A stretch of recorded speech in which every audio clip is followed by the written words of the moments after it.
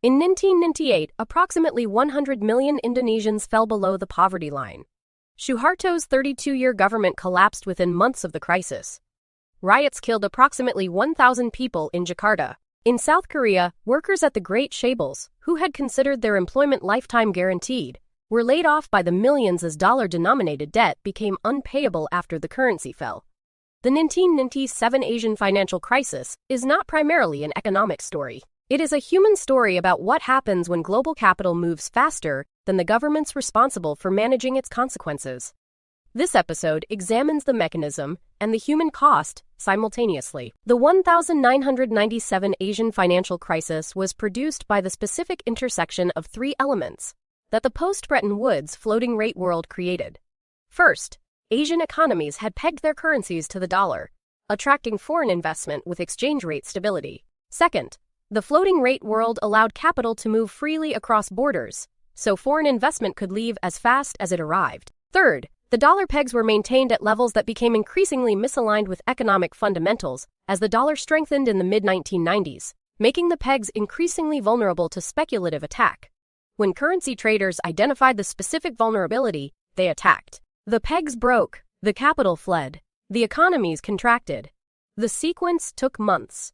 The consequences took years. Thailand's baht had been pegged to the US dollar since 1984. At approximately 25 baht per dollar, the peg had served Thailand well through a decade of extraordinary growth.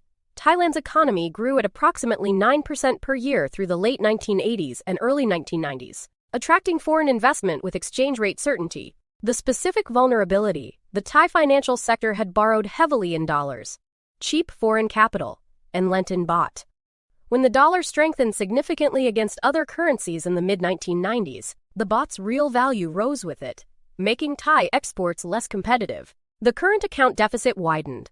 Foreign reserves were being depleted defending the peg. The mathematical gap between the official peg and the sustainable rate was visible to anyone running the numbers. George Soros's quantum fund and other hedge funds began shorting the baht in late 1996 and early 1997, borrowing baht, selling them for dollars, and waiting for the inevitable devaluation. The Thai central bank spent approximately $24 billion in foreign reserves defending the peg.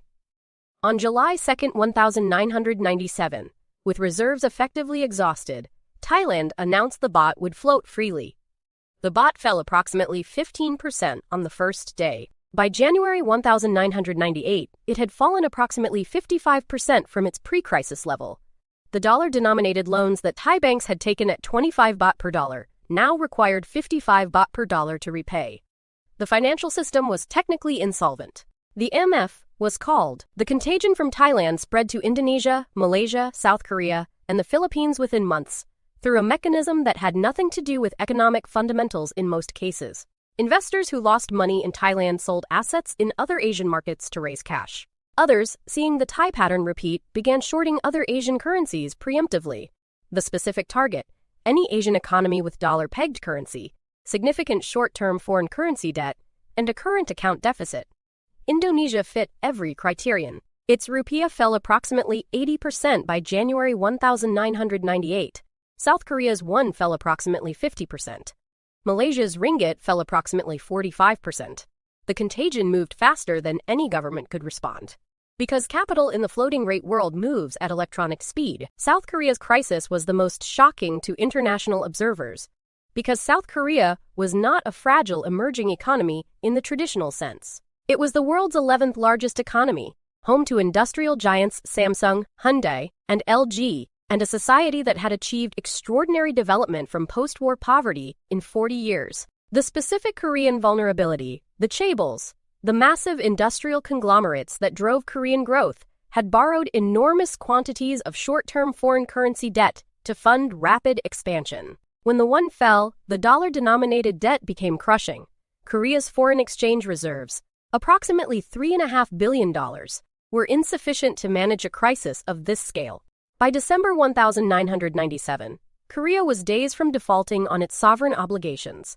The IMF provided a $58 billion bailout, the largest in IMF history at the time. In the contraction data, Indonesia's GDP contracted by approximately 14% in 1998. the most severe annual contraction in the country's recorded history. Thailand's GDP contracted by approximately 10%.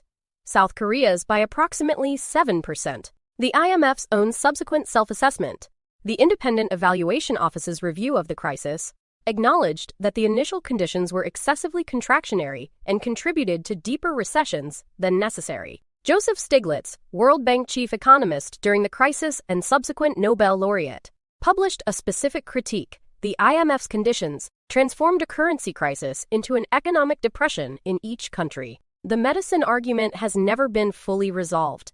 The contraction data is not disputed. Malaysia's response to the crisis was the most significant policy experiment of the entire episode, and the most controversial in the economics profession. Prime Minister Mahathir Mohamad, explicitly rejecting IMF conditionality, imposed capital controls in September 1998, pegging the ringgit to the dollar, prohibiting the repatriation of short-term foreign capital, and refusing IMF assistance with its conditions. The IMF and most Western economists predicted catastrophe, that capital controls would cause investors to flee permanently and deepen Malaysia's crisis. The specific outcome: Malaysia's economy contracted by approximately 7% in 1998, less severely than Indonesia or Thailand, and recovered faster than its neighbors. The capital controls gave Malaysia's government time to restructure its financial system without the deflationary pressure of IMF conditionality. The Malaysian exception's specific lesson: that capital controls can provide governments with crisis management time that IMF conditionality removes, was absorbed most consequentially by China. China had maintained capital controls throughout the 1990s, preventing the free flow of capital that made other Asian currencies vulnerable to speculative attack. The renminbi was not convertible. It could not be shorted in the same way as the baht or the rupiah. China's economy was largely insulated from the 1997 crisis as a result. The Chinese government drew a specific institutional lesson: capital controls are not a development era vestige to be discarded as economies mature. They are a sovereign instrument for managing the specific vulnerability that the floating rate world creates for open economies. China has maintained capital controls ever since. The most consequential policy response to the 1997 crisis was not the IMF's bailout conditions. It was the decision by Asian governments, particularly China, South Korea, Taiwan, and Singapore, to accumulate massive foreign exchange reserves as self-insurance against future currency attacks. Before 1997, holding large foreign exchange reserves was considered inefficient. The capital could be deployed more productively. After 1997, Asian governments systematically accumulated reserves, China's alone reaching approximately $3.5 trillion by 2014. The specific rationale: if your reserves exceed the amount any speculative attack can mobilize, you cannot be successfully attacked. The post-crisis reserve accumulation permanently altered global capital flows, recycling Asian export earnings into U.S. Treasury bonds, sustaining low American interest rates for the subsequent decade. The extraordinary landscapes of the four crisis countries, so brutally affected in 1998, recovered, and in most cases surpassed their pre-crisis trajectories within a decade. Bangkok's skyline today is among Southeast Asia's most dramatic. Seoul's Han River district is one of the world's most advanced urban environments. Bali, which suffered collateral damage from Indonesia's crisis, emerged as one of the world's most visited tourist destinations. Kuala Lumpur's Petronas Towers, completed in 1998 at the crisis's depth, became the world's tallest buildings and remain among Southeast Asia's most iconic landmarks. The human cost of the crisis was real and catastrophic. The recovery was also real. The 1997 Asian financial crisis permanently changed four specific aspects of the global financial architecture. First, the IMF substantially reformed its conditionality framework. Subsequent programs were less contractionary. Second, Asian governments' reserve accumulation recycled into U.S. Treasury bonds, sustaining low American interest rates through the 2000s and contributing to the conditions that produced the 2008 crisis, making 1997 and 2008 chapters of the same story. Third, China's maintenance of capital controls and managed exchange rate was validated by the crisis, giving China's government the institutional confidence to resist Western pressure for renminbi liberalization. Fourth, the crisis produced an Asian regionalism. The Chiang Mai Initiative, the Asian Infrastructure Investment Bank, that explicitly bypassed IMF conditionality as a crisis management tool. The specific connection between the 1997 Asian financial crisis and the 2008 global financial crisis is the most consequential and least discussed link in the Economic Turning Point series. Asian governments post-1997 reserve accumulation, particularly China's, recycled into U.S. Treasury bonds, sustaining American interest rates at historically low levels through the 2000s. Low interest rates made borrowing cheap. Cheap borrowing funded the housing bubble. The housing bubble produced the mortgage-backed securities. The mortgage-backed securities produced 2008, the 1997 crisis. Survivors' rational self-insurance produced the capital flow conditions that amplified the 2008 crisis. The two greatest financial crises of the post-Bretton Woods era are not separate events.